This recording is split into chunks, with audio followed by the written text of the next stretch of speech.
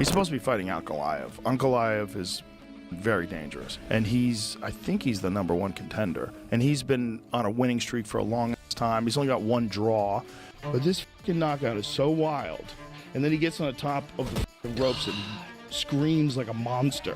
Listen to the sounds he makes when he screams. Watch this. Fighting strange. It's like hands down, straight up, yeah, you know, and he moves in on you, and it's just like, it's so filled with danger. Yeah. Like every step he moves towards guys, you see this like recognition of this, like, it's a different kind of power. To beat someone like Pereira is going to be a wrestler. Someone's going to be able to take him down, put him in the fence, smash him. If you're just going to stand up and strike with Pereira, this could be a long night for you or a short night, one or the other. UFC's anticipation fills the air as we stand on the brink of what could be the most thrilling matchup in UFC history. We're about to witness a collision between 2 extraordinary fighters, Alex Pereira, whose knockout power sends shivers down opponents' spines, and Magomed Ankalaev, the relentless force in the light heavyweight division who has left a trail of bewildered fighters questioning their very presence in the octagon. The entire MMA community buzzes with excitement, voices rising in passionate discussion about this dream battle. Ankalaev is very dangerous, and I think he's the #1 contender, and he's been on a winning streak for a long time. He's only got 1 draw, and that was to Jan Blachowicz, who was the former champion. So he's like at the top of the heap, and he's been waiting for a title shot for a long time, but he's been talking a lot of Alex, stop running away for me. And Alex doesn't like that he talked. Yeah. So he's like, technical when he was walking down Izzy, when they were like hand fighting and he was checking these kicks. I'm like, this is dangerous in every way. It's not just dangerous power. He's sneaky. He's really technical and creative when he's hitting people. In battle. The story of Alex Pereira's ascent in the UFC reads like a legend in the making. His current standing as the 2nd-ranked pound-for-pound fighter in MMA Fighting Global rankings speaks volumes about his dominance in 2024. His year has been nothing short of spectacular, marked by 3 devastating knockout victories. The highlight of his remarkable run was an unforgettable clash with Jiri Prochazka in October, a fight that had spectators gripping their seats in suspense. His exceptional performance came close to earning him Fighter of the Year honors, cementing his reputation as an unstoppable force in the octagon. He does. When he's walking out and he does this will thing and he throws his combination, it doesn't look fluid. He's like boom, boom, boom. But you know, like if that dude hits you with that, you go to sleep. You go to sleep. Everybody goes to sleep. Yuri's in there dancing and Yuri's like doing all kind of like weird stuff, right? And Alexa's like just stone face. Stone face. Like I'm going to. It was one of the greatest stare downs ever. I'm going to kill you. Is what he's thinking. Like this dance your weird ass. I'm going to kill you. Joe Rogan, a man who has witnessed countless warriors step into the octagon, speaks with genuine awe about Alex Pereira's extraordinary presence. His admiration runs deep as he watches Pereira's striking excellence unfold before his eyes. The transformation of Pereira into one of the sport's brightest stars through his knockout prowess isn't just impressive, it sends chills down your spine. In Rogan's experienced eyes, Pereira has evolved into one of the most fearsome forces the UFC has ever encountered. But that guy's one of the biggest pay-per-view stars in the country, in the world. Most people don't even understand what he's saying. And he's a star, right? He's a huge star. All he has to do is make facial expressions. Yeah, but it's scary. Like when he comes out with the bow and arrow, boom, boom, boom, boom, boom. Ah! Like, if you're sitting there watching that guy walk to the cage, you're like, oh, shit. There's a deeper story behind Alex Pereira's success. He stands apart from other elite MMA fighters, representing a rare caliber of athlete whose distinctive training philosophy sets him in a league of his own. His background in kickboxing, where he reigned supreme as a multi-division glory champion, has equipped him with what many consider the most devastating striking arsenal ever witnessed in the UFC. How hard that is to do? He kicked a soccer ball and then shot it with an arrow. Oh, he really shoots arrows? Yes. I thought he was just around. No, he's really good. That guy's right out of the Amazon. Give me some volume on this, because when he screams, imagine being the neighbor and hearing this. Here, he hits it. Imagine being the neighbor. Calling 911 right away. And then you watch him on pay-per-view, I'm like, oh, Jesus Christ, you can't even complain. That's why it's so interesting that a guy like Pereira gets as high as he gets with none of that. You just need to people up. You don't even need to speak English. Rogan's voice fills with wonder as he breaks down what makes Pereira so exceptional. His fascination peaks when discussing Pereira's leg kicks, which he describes as the weirdest leg kicks he's ever witnessed. Their uniqueness lies in their deceptive nature. There's no traditional buildup, no warning sign. These strikes materialize out of nowhere, leaving opponents dazed and confused. The power behind these kicks transcends mere strength. It's a masterful blend of perfect timing, pinpoint accuracy, and explosive force that leaves fighters stunned before they can even register what hit them. When Alex Pereira kicked my leg, I was like, this shit hurts. That dude has the weirdest leg kicks. They're so sneaky. My cousin had the greatest analogy for Pereira. He goes, he is Thanos. Literally just collecting stones, infinity stones. You look at this bit of his. It's like a hammer. You know, like the back of a hammer, or a hammer like a ball pen. It is, because that's what he kicks you with as well. So he doesn't have to. Excuse me. He doesn't have to turn the hip over. Right. And then when he hits you with that, even because he's bone density, long legs, and he hits you with that, you just feel it like, ooh, that's bad. And it's a different feeling, because I've been kicked by kickboxers all my life, on the thigh, on the calf as well. But when he hits you with that bit, it's just the surface area is so small, but it travels and transfers through your whole calf, and you're like, oh, I can't put weight on this. When Rogan delves into Pereira's striking style, his deep appreciation for this unique fighter shines through. He's so long and he's also so odd in his striking movements, Rogan shares, his voice filled with genuine amazement. There's something almost magical about how Pereira's strikes break away from conventional patterns. While they might not appear smooth or traditional, their impact is absolutely devastating. His raw power and precision alone are frightening enough, but what truly elevates his game is his ability to weave these strikes with subtle feints, making him an even more terrifying presence in the octagon. The intensity build. That dude is so sneaky with that kick. And if you get too close, he's gonna punch you. Yeah. Well, he's so long, and he's also so odd in his striking His movements. He's like this tall. Yeah. He's tall. They're very odd. And he's like, and if Yeah. you get close, it's the right hand. Even that thing he does when he's walking out, and he does this will thing, and he throws his combination. Yeah. It doesn't look fluid. He's like boom, boom, boom. But you know, like if that dude hit. The intensity builds in Rogan's voice as he discusses the upcoming fight. He's supposed to be fighting Ankalaev, he notes, acknowledging the formidable challenger who has rightfully earned his position as the #1 contender. Ankalaev's impressive journey has been marked by an almost perfect winning streak, with just a single draw against former champion Jan Blachowicz. While he's been patiently waiting for his title shot at the top of the division, his constant verbal challenges have clearly started to irritate Pereira. The champion's silence speaks volumes about his growing frustration. Unbelievable watching him. He's a monster, dude. He's a monster. Force. He's a force. What he did to Khalil Roundtree was a clinic. Khalil's amazing, He's too. amazing. To do that to a guy like Khalil, like that was a clinic in like elite world-class MMA. And at first, the first 2 rounds, you're like, what is this like? What's going on? Yeah. Khalil's in it. They're both in it. But then you start to see that Pereira's hunting. It's like this hunting. When Joe Rogan speaks about Alex Pereira, every word carries deep respect and admiration. Without hesitation, he crowns Pereira the GOAT. His praise flows naturally as he describes Pereira's complete dominance in the octagon, his bone-shattering knockout power, and his extraordinary fighting style. These elements have solidified Pereira's place as one of the most dangerous and skilled fighters in UFC history. It's no wonder that whispers are already circulating about him being among the greatest middleweights to ever grace the octagon. So he's standing in front of you, and when he kicks, there's no movement of his shoulders. He's just throwing these kicks out, and they land. And they're not as hard as if he put his whole body into it, Right. but it's hard enough where you're like, oh no. And you get hit with a couple of those, 3, 4, 5 of those. Oh. You know, all of a sudden you're like, I can't walk anymore, and now he's hunting you, and he's hunting you.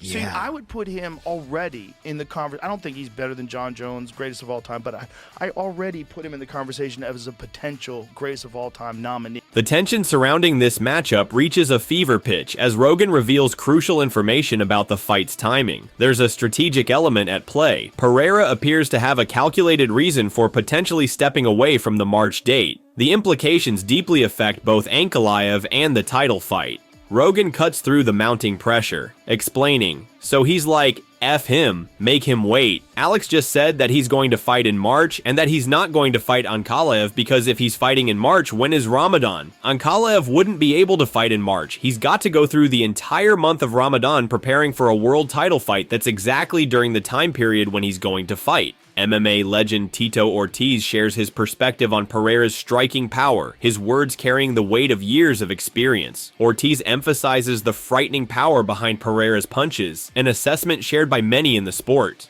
Time and again, Pereira has proven himself an unstoppable force through his brutal knockouts and devastating strikes. Someone like Pereira is going to be a wrestler. Someone's going to be able to take him down, put him in the fence, smash him. If you're going to stand up and strike with Pereira, this could be a long night for you or a short night, one or the other. That guy's a monster, just his distance and the way he reacts on punches. I like the way when someone punches him, it's literally like moves and punches back. Moves, punches back. Everything is a reaction, all punches that strikes and he does. Guy's vicious, and he punches hard. Despite the situation grows even more intense as Ankalaev's manager, Ali Abdelaziz, confidently declares his fighter will get his shot at the light heavyweight title. Ankalaev himself sends a chilling warning to champion Alex Pereira. After fighting relentlessly to secure this opportunity, Ankalaev burns with determination to make Pereira pay. His frustration boils over as he mocks Pereira for traveling to Sydney to corner Sean Strickland at UFC 312. Ankalaev's warning continues to echo through social media, his words charged with emotion. Alex Pereira UFC, this guy keeps traveling and he forgets he will be fighting for his life March 8th. He will never be the same after this fight. Dana White, mark my words. His anger intensifies as he tweets again, raw emotion pouring through his words. I never want to hurt someone in my life like I want to hurt Alex. He is a fake, humble boy. Despite concerns about his approach, Ankalaev remains adamant about standing and trading with Pereira, who has knocked out his last 4 opponents. The contrast in their preparation becomes stark as Ankalaev describes his intense training regimen. I've been climbing mountains, chopping wood, swimming in freezing lakes, and Alex has been dancing and making videos like a TikTok chick. Don't forget, I will make a copy of this. Ankalaev's confidence stems from an extraordinary record. Since his UFC debut loss in 2018, he has maintained an unbeaten streak spanning 12 fights with 11 victories, 1 draw, and 1 no contest. His 2024 has been particularly impressive, securing a knockout victory against Johnny Walker in January, followed by a unanimous decision win over Alexander Rakic in October. The British interim champion provides a compelling perspective on this strategic battle between Pereira and Ankalaev. He emphasizes that Ankalaev must approach this fight with intelligence, using the threat of takedowns to keep Pereira guessing. The strategy of purely striking with the Brazilian, which Ankalaev and his team repeatedly suggest, resembles playing Russian roulette, a dangerous gamble that could have devastating consequences. He suggests the Dagestani fighter would be wise to keep Pereira uncertain, using the threat of ground game to create striking opportunities. This mirrors Khabib Nurmagomedov's approach, where opponents became so fearful of his wrestling that they would walk directly into his punches. As Aspinall notes with genuine concern, this fight is the one that I'm looking forward to. This is potentially stylistically a bad matchup for Alex Pereira, but Ankalaev has gone out there saying he is going to strike with him. Fair enough, strike with him, that would be great, but don't forget to make him think about the takedowns as well. That is where success is going to come. The stakes reach unprecedented heights, especially considering future possibilities. Aspinall reveals that if Pereira emerges victorious, he might set his sights on the heavyweight division. The implications are staggering. The fighter who began as a middleweight could potentially become the first 3-division champion in UFC history. According to Aspinall, the fight's outcome hinges critically on those opening minutes. Should Ankalaev fail to establish his wrestling threat early, he risks becoming another highlight in Pereira's spectacular knockout collection. However, if Ankalaev successfully blends his strategies, he could present Pereira with his most formidable challenge yet. While many fans believe Ankalaev could secure victory through takedowns, significant doubts linger about whether his wrestling abilities can effectively control the fight. His wrestling performance against Paul Craig raised particular concerns, especially when Craig gained the upper hand on the ground and secured a submission. This history suggests Ankalaev's grappling skills might not reach the level needed to control someone of Pereira's caliber. Ankalaev's a smart guy. He's going to take him down. It's got to, right? He's just going to take him down. I don't think his wrestling is like unbelievable. He's not a wrestler. People think, oh, Russian wrestler. No, he's not a wrestler. I'm still going Pereira. I think Pereira's going to win as well. If Ankalaev just wrestles the whole fight, he could probably win. But I don't think his wrestling is that good. He wrestled with Paul Craig, and Paul Craig was taking him down. Yeah. Craig ended up submitting him. Not impressed with his ground game, his grappling. He's going to have to strike with him at some point, and I think Pereira will knock him out. That's just the reality of the situation. If Ankalaev beats Alex Pereira by the transitive property of geometric shapes, I'm the 205 champ. you are the 205 champ. Majority of fans lean towards Pereira emerging victorious. Their reasoning flows from a simple truth. While Ankalaev might attempt to implement wrestling at some point, he will inevitably need to engage with Pereira in striking exchanges.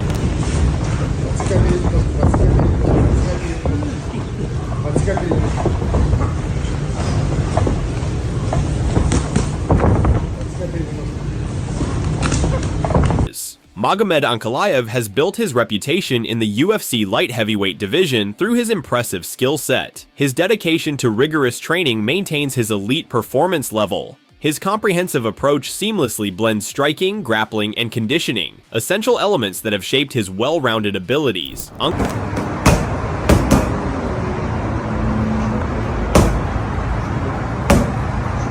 Ankalaev's striking power demands attention. His foundation in Muay Thai and kickboxing serves him masterfully in the octagon. His commitment to training at premier gyms focuses intensely on developing precision, timing, and power in both his punches and kicks. His preparation encompasses both shadow boxing and intensive sparring sessions with top-tier fighters, all aimed at enhancing his striking accuracy and versatility. Jan Blachowicz brings unique insights to this championship bout, having shared the octagon with both fighters. His assessment of Ankalaev's chances against Pereira grows particularly critical after watching Ankalaev's performance against Alexander Rakic at UFC 308. Blachowicz's concern resonates clearly. If Ankalaev fights like the last fight with Rakic, he's going to lose the fight. He needs to do something more. He is a good fighter, but it's not enough for Pereira in this kind of style. He needs to change. After Ankalaev's victory over Rakic, his challenge to Pereira echoed through the MMA world. I believe I've done everything to earn the title shot. I want to speak to Alex. I want to tell him to stop running away from me. We should fight. That's what everyone wants to see. However, Blachowicz remains skeptical, his concern evident in his analysis.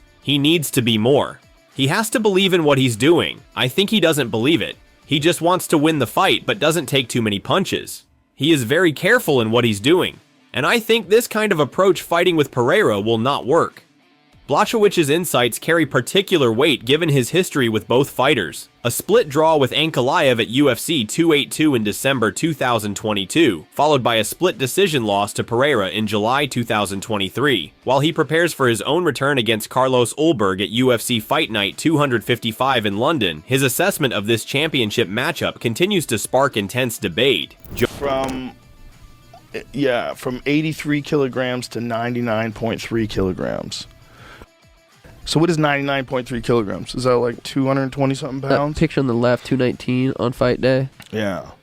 I mean, it's weird because when they weigh you on fight day, like they just grab there's a scale, you have your shoes on and shit, like you have a hoodie on. They don't really make you take your shit off and weigh yourself. Look at that, 219.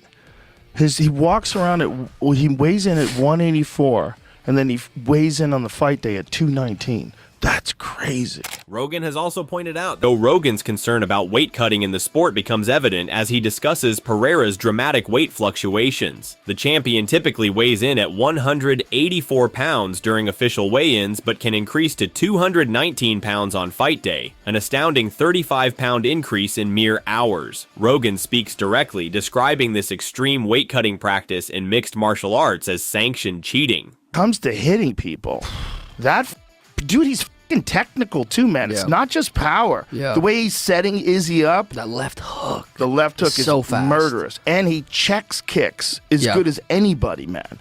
If you watch his left leg when he's fighting, when he's stomping forward, he checks everything, man. Yeah. He's checking all those calf kicks.